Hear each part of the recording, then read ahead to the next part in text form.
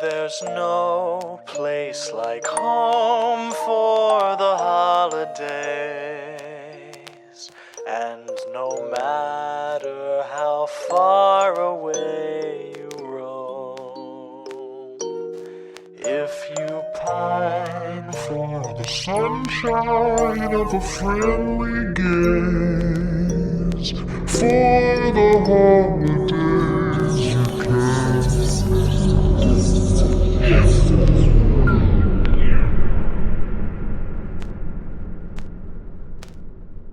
Welcome back to another episode of Horror for the Holidays Stocking Stuffer. I'm Jay Logsden. And I'm Jeff Searcy. We're potentially calling this episode In a Stocking Stuffer, In a Stocking Nature, Yep. In a Violent Stuffer. I don't know, something like that. In a violent stocking, I think we'll go with. Oh, I like that, In a Violent Stocking. We braved the increasing heat in my Honda CRV that currently doesn't have air conditioning. Oof. And drove out to the movie theater to see In a Violent Nature, the movie everyone's talking about. And I guess we're gonna give more of an extended review. This is also kind of maybe a trial run of the Boys of Summer thing that we keep mentioning.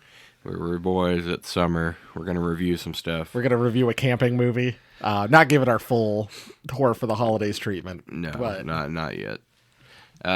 But yeah, sorry I'm late, Jay. I had to walk ploddingly across your backyard. I watched it. It took forever. Well, I got diverted because there were some girls doing yoga in the other half of your yard. I had to go check out first. All I could think of. We'll get into it. This is probably going to be pretty spoiler heavy. Granted, there's also not a lot to spoil in a weird way. I mean, if you've seen a slasher movie before, I don't think anything in this is going to really be a spoiler for you. I was going to say, if you've seen a Friday the 13th movie before, yes, specifically Friday the 13th Part 2, this lifts a lot for him. I was thinking of the yoga girls and everything. That whole movie, all I could think of was Jason X. Evil gets an upgrade. Yeah. The hologram at the end of the two girls like, we love premarital sex. Yep. Yeah, it's got heavy Friday the 13th vibes for sure. I mean, the bonfire scene is pretty much lifted right out of Part 2. And well, Johnny is all we know him as in the movie, our killer. But he's very clearly Jason. Yes, I say he's supposed to be Jason. I mean, right, even down to the whole being that mama's boy thing. Yep. No, it was, it was one of those things. So it starts out, and I don't know, listeners, I don't know what you all have heard. It's basically first person, and it's more third person, like behind the shoulder. You follow the killer for the majority of the movie. Have you seen a nature documentary, like a David Attenborough special? This is how this is filmed, basically. And so these guys basically take Johnny's mom's necklace and wake him up, and he goes and just plods through the forest for extended amounts of time, committing some interesting kills, and then it follows up with more walking, more stumbling through the forest. Long and when I was thinking about this movie for this review, I was thinking about other times this has been done before, and honestly, it's like a minute and a half, I think, in the 2018 Halloween, where they do this exact same thing with Michael, and it's like more interesting than this entire movie. Yeah. So I don't know. Maybe do a Halloween from Michael's perspective. That'd be interesting. No, that was the thing. I thought the premise sounded really, really good. No, honestly where this falls down is the execution. I think, not the idea, because like there are long scenes, and it doesn't even really stick to its premise because there are scenes that don't feature Johnny and are shot like a regular movie, which is kind of jarring when you've been following him around for so much of the movie, and then it just suddenly cuts like it's a regular movie. Like, I wish we could have done, say the bonfire scene where they're discussing the legend of the spooky woods, and, telling them how Jason's going to come back for the millionth time. They could have had him, hearing that, in the distance, so, it's clear audio for the audience so you can hear what's going on. But have, that in the background, and maybe have him, going around investigating their campsite, maybe he could have, grabbed their cell phones or whatever, and then they'd be like, oh, our phones are missing. Or, cut the power to the house or something like that. Show him doing something while these long conversations are going on. Instead of just kind of standing in the background. Yeah, so he's just standing in the background, and the fucking bonfire scene is painfully long, and all they do with the camera the entire time is go in a circle. It's a that 70s show. Yes, the it's a pop smoke circle, yeah. yes. Picture that, but without any jokes or anything. Oh, except for one. I forgot, Jay. This has the big triple C. Canceled. Cringe cancel culture. Yeah. Gotta have one of those references thrown in there. For as much as the 2022 Texas Chainsaw Massacre got like hate for, I love the scene where they're like, try anything and you're canceled, bro, and then Leatherface just chainsaws all the influencers to death. God, if only something that interesting had happened at that bonfire scene. The thing is, like, I keep kind of going back and forth. Ultimately I've kind of sided on, like, this is a really, really neat idea with some really, really great effects and just really bad execution. Yes, as I say, we went out to the theater to support this, and I'm not saying that you can't try anything new or whatever, or you can't try to do a twist on the genre. I just think they left so much on the table that inevitably this is going to be a movie that's referenced as like, oh, In a Violent Nature was the first one to shoot a movie like this, but then somebody else is going to come along and refine this concept and make a better one, and then that's going to be the one that everybody talks about. I could see that. No, because yeah, there's a really, really good idea here, and it just doesn't work. We kind of left the theater. I'm pretty sure at equal points, like at one point, like I kind of dozed off for like a minute, and then I'm pretty sure Jeff dozed off for like a minute, like at different scenes of it. Just clear, just sitting there and just getting more and more like I'm just sitting here watching this and nothing's happening. And especially because the soundtrack like lulls you almost, because there is no music or anything.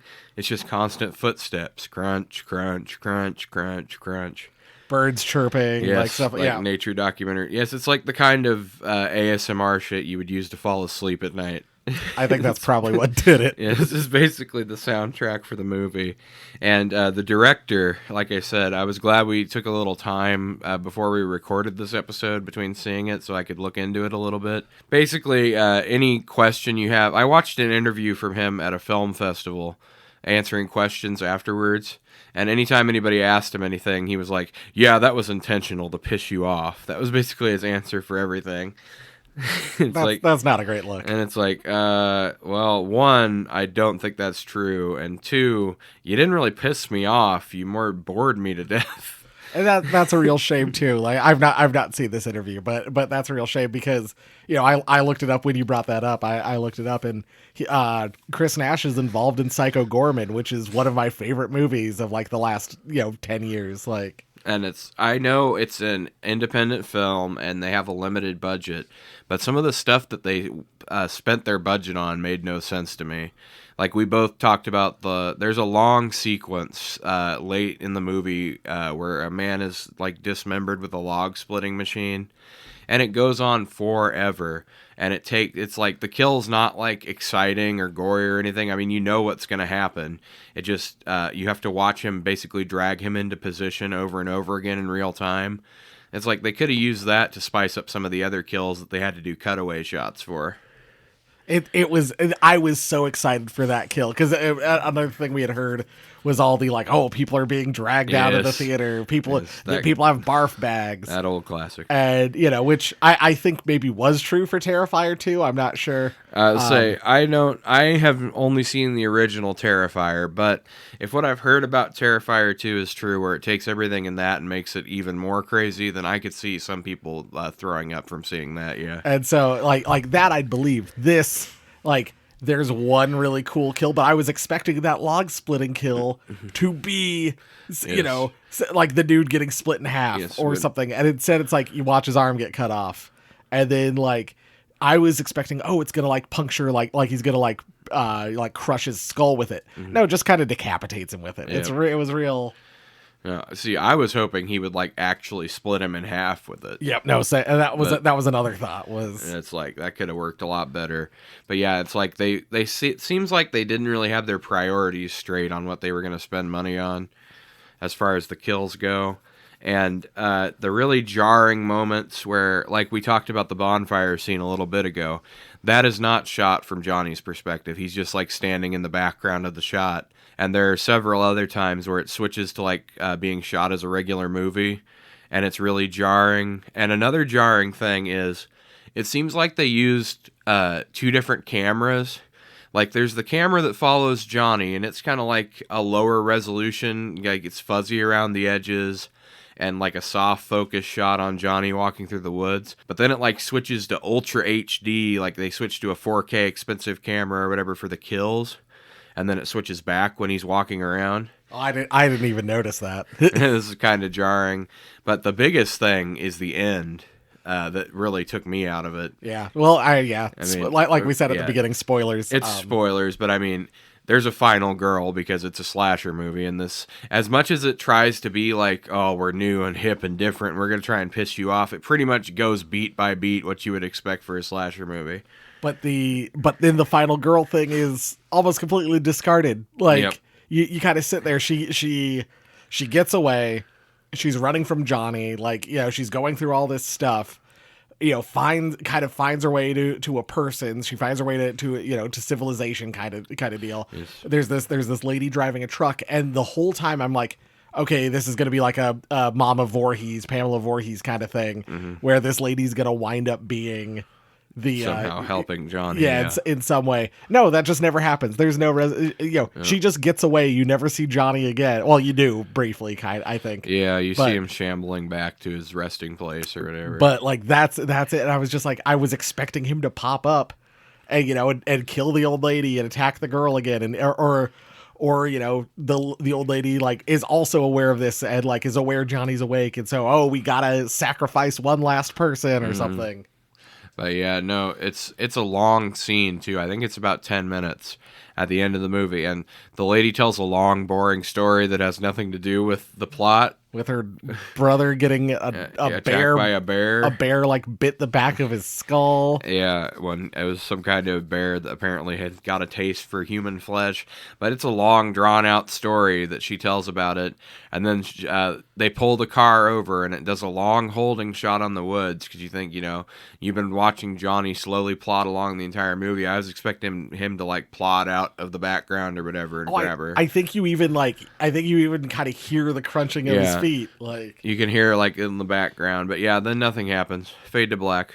And then that's pretty much the end of the movie. It's so strange, like some real strange choices. But there were moments. I don't know if Jeff and I were the only ones laughing in the theaters. There were a couple kills that were real kind of silly fun. Some of the people further down were laughing at some of these too. But the guy who went off to see the gas station girls. Those gas station girls. Fill up the gas station girls. Yeah. Oh my god. I think he's like sparking up behind a tree. Mm-hmm. And then like Johnny just like walks out and like hits him in the head with like a hammer or something, or like an axe.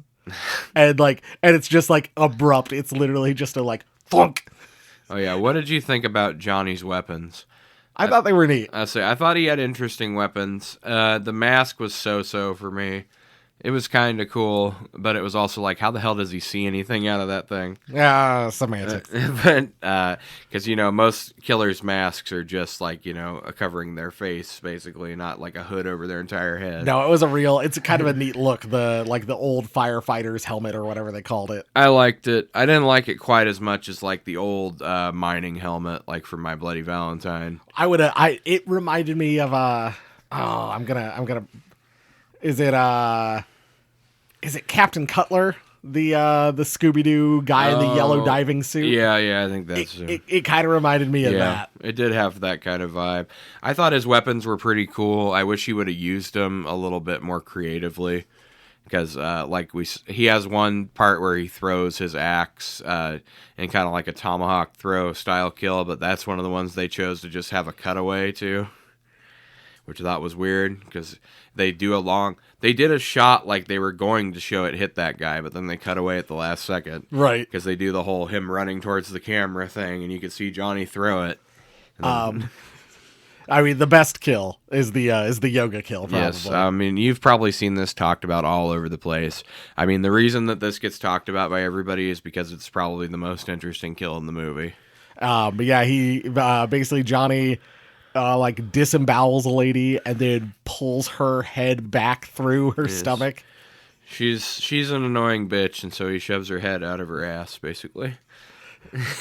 Yeah, she was very unlikable. I didn't. There's a whole scene with her and another girl, and like the other girl's clearly like hitting on her, and she's like playing hard to get and stuff. But Not even playing hard to get. She's like, you have to do exactly what I tell you, or I don't. Because she's like, oh, you thought I would like coming out to a lake? This is boring. And then like throws all of her clothes in the water, Yeah. like a real dick move. I mean, like most people who get killed in these movies, you're not sad to see them go. But yeah, it was a really. I think I turned to you and I was like, oh, the downward facing dog kill. Like that was. It felt very like he's doing a yoga move to her or something. Was kind of a neat kill. Yes, I would say that kill was. I wish they would have done more kills like that. Maybe have like 3 kills like that and just have those be the only kills. Instead of trying to show, like, I don't know, but they have 7 or 8 kills in this, and most of them were forgettable. I did absolutely love the, after he kills the guy who was going to fill up the gas station girls, I did love the, he just picks up the dude's head, picks up the dude's body. Oh, yeah, no, that's the guy he breaks into the fire pot watch post with, yeah. Well, yeah, but he, like, sawed his head, he removed his head from his body. I think that was the thing.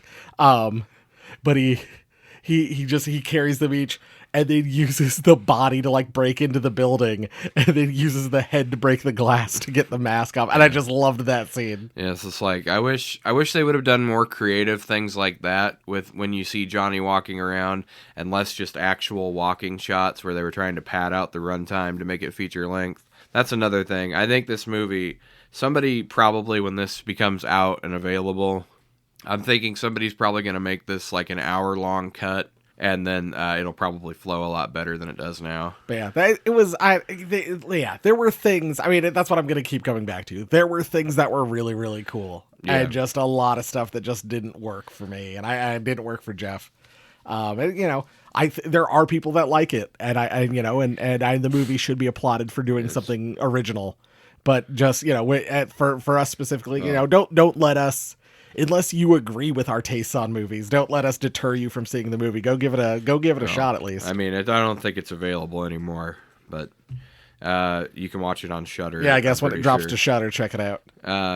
But I mean, it had a good idea, but I mean, it's been done before. There was in the mid 2000s, Behind the Mask is essentially the same kind of movie. Leslie Vernon, that's a different movie, but it's a similar kind of idea. It's like from the killer's perspective, and like I said, in 2018 they did a shot of this like same style of movie from Michael's perspective. You mentioned that it's out on Shudder now. That is something that I was kind of thinking. I was like, this is the kind of movie I would turn on. Yeah, and like. Okay, Johnny's walking, and like maybe I'd go and like, you know, run to the other room and grab. You know, it would be a movie where I'd be like, oh, don't pause it, because like you know he's just going to be walking through the forest. This is which I don't know how much this will probably turn some people off. I don't know. It might turn some people on to it, but yeah, this is not the kind of movie that you have to pay a lot of attention to for most of it. I mean, you're going to know when basically the only time anything worth watching is happening is when the soundtrack kind of swells and people start talking. Yep. Otherwise, you're pretty sure it's just Johnny walking through the woods. No, if you hear someone talking, it's kind of time to pay attention. Otherwise, you can just kind of do whatever you want. And, oh my God, I have to mention, some of the acting in this movie is fucking terrible. The old man at the beginning, the trapper... when he's running away at the beginning, I'm like, is this supposed to be like a scary movie type parody of slashers or what? It did feel very oh my God, oh no, oh God, Johnny, you're getting so close and catching up to me, oh no. I did love that, you know, the guy had gotten in trouble for setting up like bear traps. Yes, he's trapping in a national forest, and so he's getting chewed out for this, and then gets trapped in his own trap. And Well, I mean, because they have to do something, because part of the problem with never cutting away from the killer when he's trying to kill somebody is you don't have any of the camera tricks or anything you have for like a Jason or a Michael, where it's like, how the hell did he catch up with that guy? No, he has to actually catch up with the guy. Yep. And at the rate he walks, it's not easy. Oh, can we let's talk about real fast the for about maybe about 30 seconds to a minute we see the actual Johnny face. We get a brief scene where, you know, we actually get to see his face. I thought it looked really cool. I thought a real kind of monstrous looking. The makeup job on Johnny was really good. Yeah, there was definitely, I think, honestly, the biggest letdown in this movie was the direction. I think if the director had made different choices, I think it would be a more interesting movie. And it's one of those where, like, maybe I'd go back and watch it again. Like I said, certainly kind of leave the room and come back and just kind of focus on that final conversation. Because, like, yes, right, you know, to us it feels very, what was the point of this? But maybe there's something that we kind of missed. Like, I mean, it's just, I mean, I don't know that we missed anything, because it's really, I mean, I know what it's supposed to be saying. It's like, oh, yes, Johnny is an animal like this bear or whatever. Sometimes they just like killing. You know, sometimes a bear goes wild, Jay, and it just starts killing. Don't know how to stop. But that wasn't the case. But as I say, but that's not Johnny, though. That's the thing. You set up the backstory for Johnny, and it's like he's killing these people because they disturbed his grave and they took his mom's necklace. And then they give you the backstory of, oh, he was an abused little boy at this logging camp. And then somebody took revenge for him being accidentally killed when he gets scared off the fire watch tower. Yep. And then his body continued to grow, and he came back multiple times. Yes, he somehow continues to come back over and over again. You know, it's kind of it does kind of feel like, you know, a thing we literally just mentioned and a thing we've done in the past. The third Saturday in October / what we just did with Bikini Bloodbath series, like watching you're watching like the third or fourth movie in a franchise. It does feel like you're watching like Friday the 13th Part 4, and none of the other ones have ever come out. So like you get the backstory, you get the exposition, like, oh, you know what happened, but yeah, like none of these other movies exist. Yeah, and it's just it's hard to wrap your head around some of this stuff, like. Yeah, if your goal for the movie is to say, oh, you know, some people are just rabid animals that love killing, well, that's not really what you were going for then, because that's Michael Myers. Michael Myers is a guy who's just warped and loves to kill people, and that's just what he does. Jason has a tragic backstory to his beginnings as a slasher. So it's like, if you were going to go for the psycho who doesn't care about killing, then that would be more of a Michael parody than a Jason parody. But it's like they were clearly going for a Jason. Yes. No, absolutely. Because it's like he has the same tragic backstory. He has this weird obsession with his mother. I mean, that was another thing. That weird flashback scene in the trapper's house at the beginning where he sees, like, in the mirror, and, like, his dad kneeling down and going, like, you'll always be our son, or whatever. I'm like, do we really need this? Yeah, I know that was like your big thing walking out. You're like, why did we have that? It's like they did a good job explaining his backstory at the bonfire scene. I mean, that I will give him that. That guy that actually did that monologue during the bonfire scene, telling the backstory, he did a good job. No, I thought he was great. But it's like a lot of the other people kind of like, oh my God, the whole fill 'em up gas station girls bit that goes on for like 2 minutes on the back porch. It's like, oh my God. really prepped for Bikini Bloodbath Christmas. I know, like with the nonstop talking about eggnog and getting laid. Yes, I was gonna say. So that's in that movie, but I bet no one's gonna mention that in their review, like they would if they were reviewing Bikini Bloodbath Christmas. And they were like, "Oh, they just say the same thing over and over again. It's stupid." But when they do it in this movie, people will be like, "Oh, yes, it's artsy." But no, oh man, that took so long. The only time it was funny, I think, like the first time they brought it up, it was funny, and then they kept doing it. They just keep saying it over and over again. At like later on, they're like, "Oh, where's so and so?" I think he's still with the gas station girls. Only time the line was funny because you know he's been killed. Yes, you know he's been brutally butchered and his head's been used as a battering ram for the ranger station. Oh man, yes, that's like.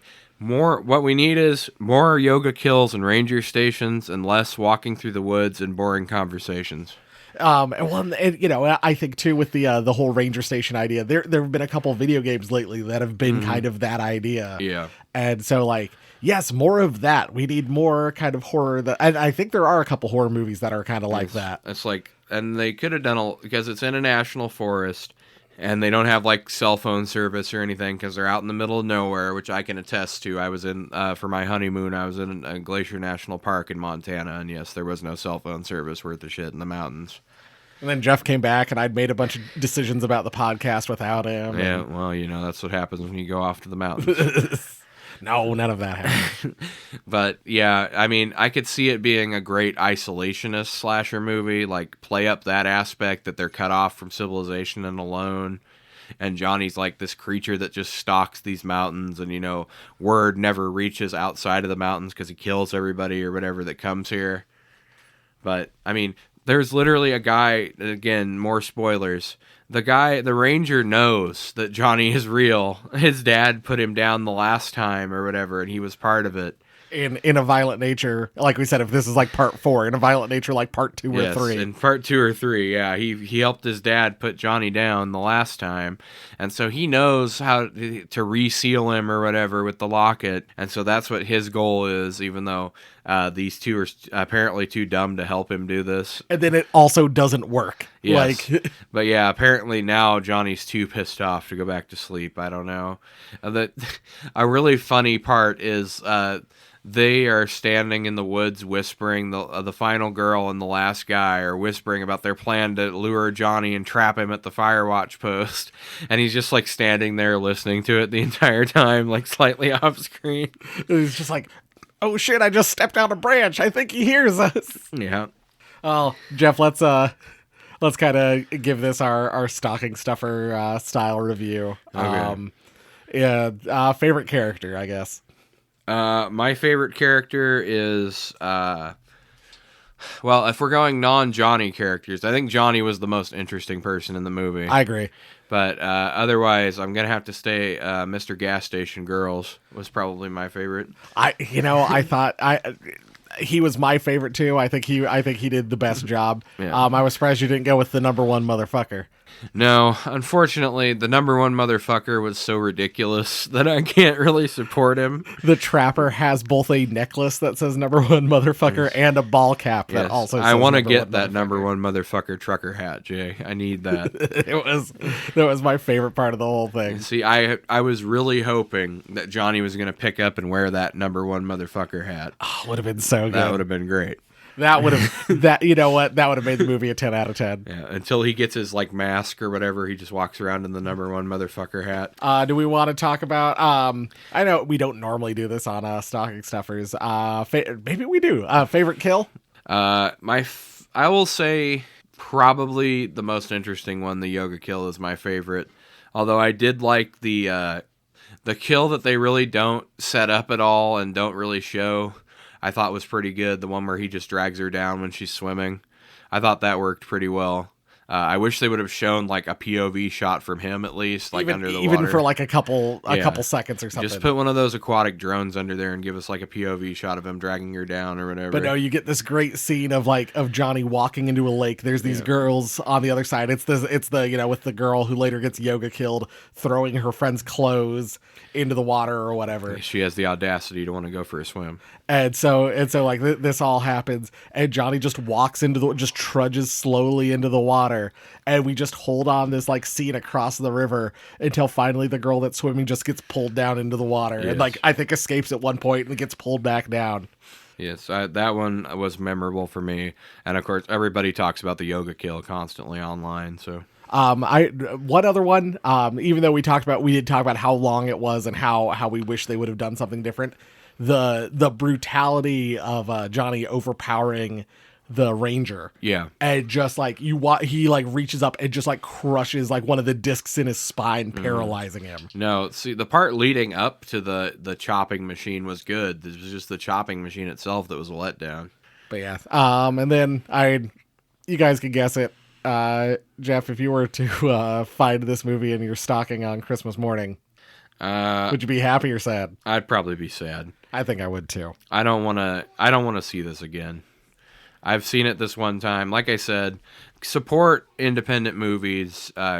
Definitely support like people who are trying to do unique concepts and things like that. But now that I've seen this once, I don't think I'll be revisiting it. No, I'm kind of the same way. It's like I said, I would put it on, you know, if someone was like, "Oh, I've not seen that," like it was on Shudder and we were hanging out or whatever, I'd put it on and then I'd kind of like watch it but go about doing other stuff, and I think that might just kind of be the best way to enjoy it. Like if there's a long walking scene, you know, run into the other room, grab yourself like a bag of chips, you know, and then if you hear someone start talking, oh, that's your sign to come back into the other room and watch what happens. Well, see, I'm still hoping that my theory is right, and this is going to be like a groundwork movie, and then in 10 or 15 years, we're going to get like a new horror director who's going to be like, yeah, this is my new Friday the 13th movie shot from Jason's perspective. I was really inspired by In a Violent Nature. No, I think that would be a great idea. Well, you know, when there was the rumor about that Crystal Lake show where there was going to be like a whole episode that was just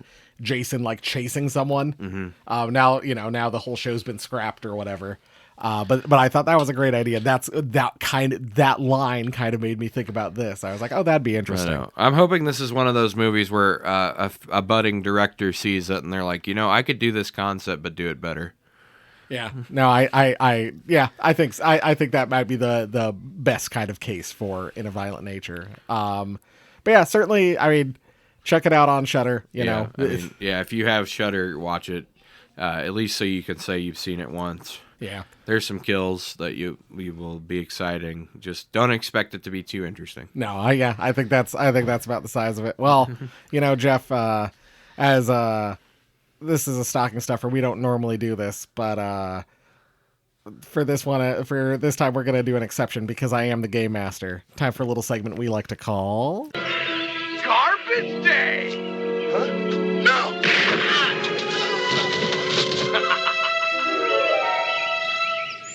No, not a fuck, marry, kill-mas. All right, Jeff. Well, fuck, marry, kill-mas seems to have been popular with at least one person. Oh, yeah. As we got an email from our good buddy Spencer. Uh-oh. Hey, Jay and Jeff. The new Fuck, Marry, Kill-mas segment is awesome. How would you guys categorize Mother Superior, Sister Margaret, and Denise from Silent Night, Deadly Night? I know what order I'd put them in. Keep up the great work, guys. Get that P.O. box going so I can mail you care packages filled with plenty of horrible-tasting holiday snacks for Garbage Day. Still your number one fan, Spencer. Yes, always the number one fan. Yeah.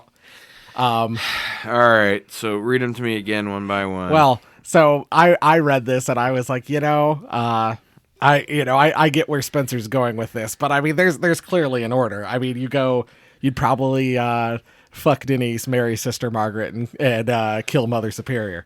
Who knows? Maybe Spencer's order is completely different. Well, I'm definitely kill Mother Superior. I don't think there's any dispute about that. That bitch needs to die. As far as the marry and fuck, though, I'm gonna say fuck Sister Margaret and marry Denise for me. So I'm gonna change it a little bit here, because I gave my review, but I am the game master. So I had read Spencer's email ahead of time.